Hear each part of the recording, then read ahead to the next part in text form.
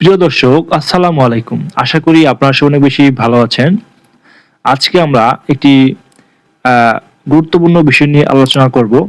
তা হচ্ছে উসমান হাদির মৃত্যুর সাথে বঙ্গবন্ধুর ধানমন্ডি ৩২ তম বাড়ির কি সম্পর্ক? এই বিষয়টা নিয়ে আজকে আমরা আলোচনা করব।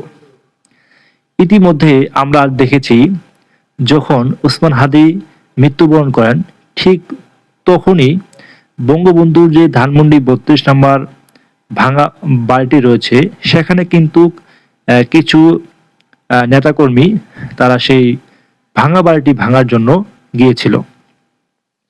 আমার মনে অনেক প্রশ্ন জাগে, সেই ভাঙা বাড়ির সাথে উসমান হাদির মৃত্যুর কি সম্পর্ক?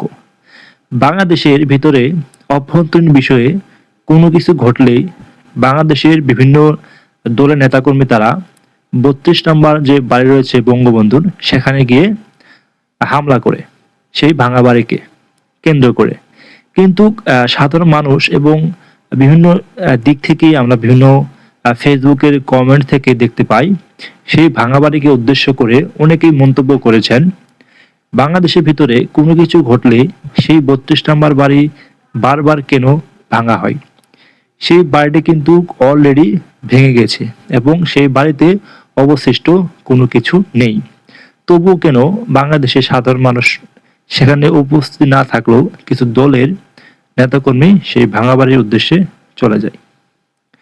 এবং আরেকটি বিষয় আমরা লক্ষ্য করতে পেরেছি, বাংলাদেশের ইতিহাসে ৩২ নম্বর বাড়ি একটি স্মরণীয় একটি।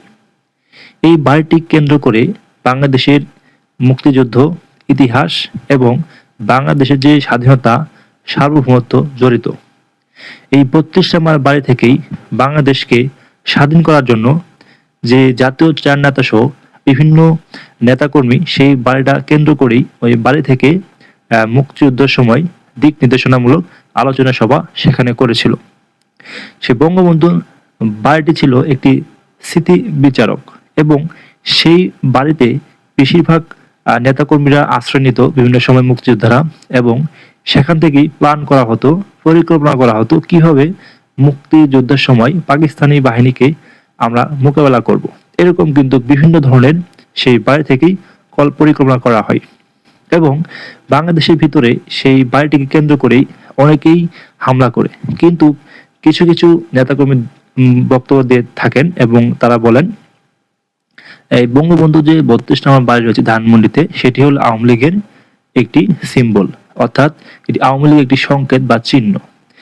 সেটাকে কেন্দ্র করেই আওয়ামী লীগ একত্রিত হবে এবং সেটাকে কেন্দ্র করেই তারা সাধারণ মানুষকে বোকা বানাবে এবং সাধারণ মানুষের উপরে আক্রমণ করবে, এমনই কিন্তু তারা মনে করেন।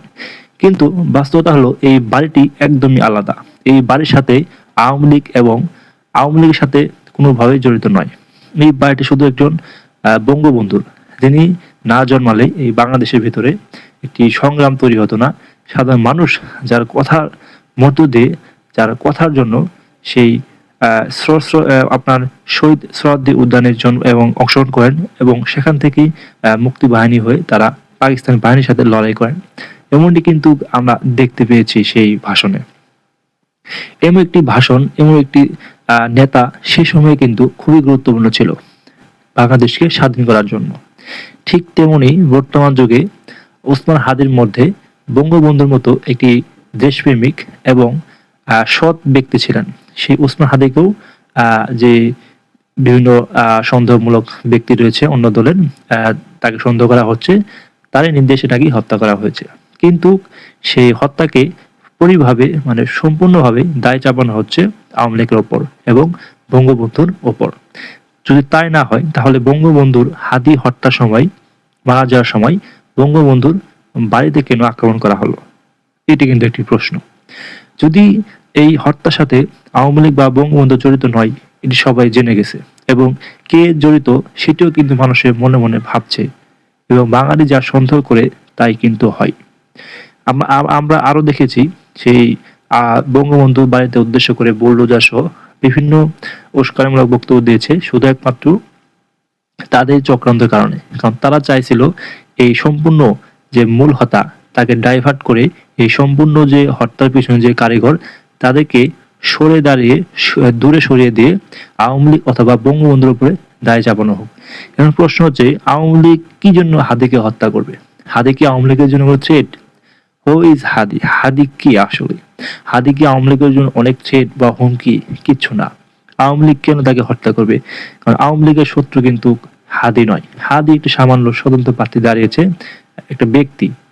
তার জন্য আওয়ামী লীগ কোটি কোটি টাকা খরচ করবে কি জন্য? এটি প্রশ্ন কিন্তু রয়েছে। আওয়ামী লীগ কোনোভাবেই এই হত্যার সাথে জড়িত নয়, এবং আওয়ামী লীগের ওপর যে দায় চাপানো হচ্ছে, এতে সাধারণ মানুষের মনে যে প্রশ্ন রয়েছে সেটিকে বিভ্রান্ত করার একটা চেষ্টা চালিয়ে যাচ্ছে। এখন আরেকটি প্রশ্ন, ভারত নাকি জড়িত? ভারতের প্রশ্নই আসে না এই হত্যার সাথে তারা জড়িত হবে।